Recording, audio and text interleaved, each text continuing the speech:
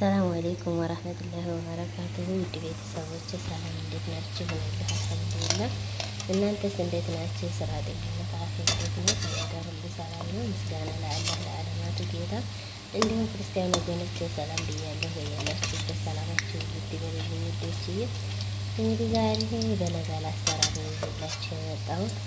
ያው ይቅርታ ብዙም ከሰራሁ በኋላ ነው የመጣሁት። ምክንያቱም ሴትዮ ከጎን የነበረ ሰላጣ እየሰራይ እንደምትመለከቱት በዚህ ጊደር ሙልት ያለ ነበር። አሁን ግን እያለቀ ነው።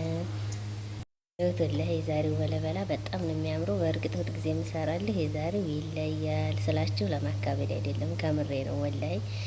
እናም ሙሉ ቪዲዮውን ተከታተሉ። ምን ምን እንደጨመርኩበት እነግራችኋለሁ። ላይክ፣ ሼር፣ ሰብስክራይብ ማድረጋችሁን አትርሱ ውዶችዬ። ጊዜም አብራችሁ ስለሆናችሁ በኮሜንት አብሽሪ አይዞሽ በርቺ ስለምትሉ ምስጋና ያከልብ ነው። ዘይቱ በጣም ትንሽ ነው ያረኩት። ሴትዮቱ ያው መጠበሱ ላይ ቀር ዘይቱን አሳንሽ ትላለች። ዘይቱ ትንሽ አነስ ብሏል ውድ ቤተሰቦችን። ያው እናንተ ግን ዘይቱ ትንሽ በዛ ቢል ቶሎ ለመስራት ለመፍጠን ይሆናችኋል። የኔ ግን ዘይቱ በጣም ትንሽ ነው። ትንሽ ያስቸግራል። በጣም ጊዜ ፈጅቶብኛል። በአሱር እስከ መቅረብ ባለው ነው የፈጀሁት። እንግዲህ በዚህ ብረት ድስት ሙሉ ነው እኔ ግን የተጠቀምኩት። በጣም ብዙ ነው የተጠቀምኩት። እንግዲህ ምን መሰላችሁ ግብአቱ ያው እነግራችኋለሁ። ቪዲዮ እንዳይረዝም ያህል ለማሳጠር እሞክራለሁ። እናንተም እስከዚያ ደግሞ ሙሉ ቪዲዮውን ተከታተሉ። የተጠቀምኩት አንድ ኩባያ ፍርኖ ዱቄት፣ አንድ ሚላጋ ቤኪንግ ፓውደር፣ አንድ ሚላጋ ደግሞ በሹርባው ማንኪያ ማለት ነው። በሹርባ አንድ ማንኪያ ቤኪንግ ፓውደር እና አንድ ደግሞ በዛው በሹርባ ማንኪያ የበቀሉ ዱቄት ነው የተጠቀምኩት። ነጭ ዱቄቱ አንድ ብርጭቆ ነው በውሃ መጠጫው። በማንኛውም ብርጭቆ አንድ ብርጭቆ ነው የተጠቀምኩት ቤተሰቦችን። ከዛ ደግሞ እንትኑ አትክልቱ ምን መሰላችሁ? እኔ ያው ከሞላ ጎደል ነው የጎደል አትክልት በጣም ብዙ አለ፣ ግን ባለው ስለሆነ የሰራሁት ካሮት፣ 4 ካሮት ተለቅ ተለቅ ያለ 4 ካሮት እና 3 ተለቅ ተለቅ ያለ ድንች ፈቅፍቄ ነው። በጣም ብዙ ነው የሚሆነው ሲፈቀፍቁት።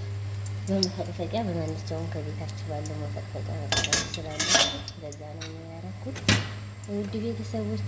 እንግዲህ ያው እንደሚታወቀው ይሄን እንግዲህ በአንድ እጅ አይመችም፣ በሁለት እጅ በደንብ ላዳርሰውና መልሰን እንገናኝ።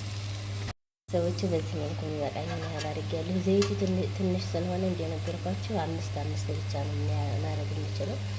እናንተ ግን ዘይቱን ትንሽ በዛ አድርጋችሁ በቶሎ ለማለትም እረፍ ትላላችሁ። እኔ አጋጣሚ እኔ ጋር ስለነበር ሰላጣ እየሰራሁ አልተመቸኝም እንደ ልብ ለመስራት እና ውድ ቤተሰቦች የጨመርኩት ግብአት እንግዲህ ይሄንን አንድ ማንኪያ ከሁሉም ሙሸከል ባህራት ሙሸከል አረቦቹ ከሁሉም አይነት ቅመማ ቅመም ሆኖ ተቀላቅሎ የተፈጨ አንድ ማንኪያ ቅመም፣ እንደገና ደግሞ አንድ ማንኪያ ጨው ተጠቅሜያለሁ። ሁሉንም ግብአት ጓንት ትለብሱና እጃችሁን በደንብ እሽት ታረጉታላችሁ።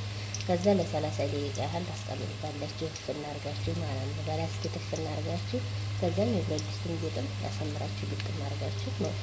እንግዲህ አትክልቱን ነግሬያችኋለሁ አይደል? ቅድም ባልሳሳት ያው ያልነገርኳችሁም ከሆነ ደግሞ 4 ካሮት እና 3 ድንች ትላልቅ ነው። ካሮቱን ትላልቅ ነው፣ ድንቹን ትላልቅ ነው።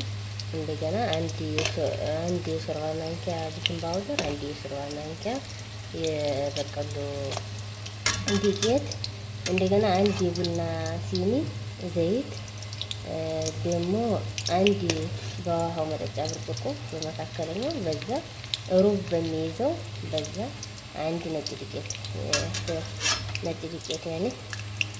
ያንቻውን መጠቀም ትችላላችሁ። እንደዛ አድርጌ ነበር ያቦካሁት። እንግዲህ ላይክ፣ ሸር፣ ሰብስክራይብ ያደርጋችሁ አበረታቱ።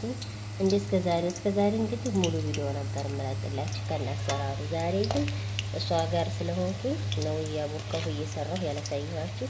እውት በዚህ መልኩ ነው የሚሆነው። እንግዲህ ሲሰሩት ደግሞ ከዚህ ላይ በማንኪያው አሁን በዚህ እንዲህ አድርጋችሁ ቆነጠራችሁ አይደል? በሌላ ማንኪያ ከይሄው ማንኪያው ላይ ጠፍጠፍ ታረጉታላችሁ። በእጅ መንካት አያስፈልግም፣ ምንም አይልም።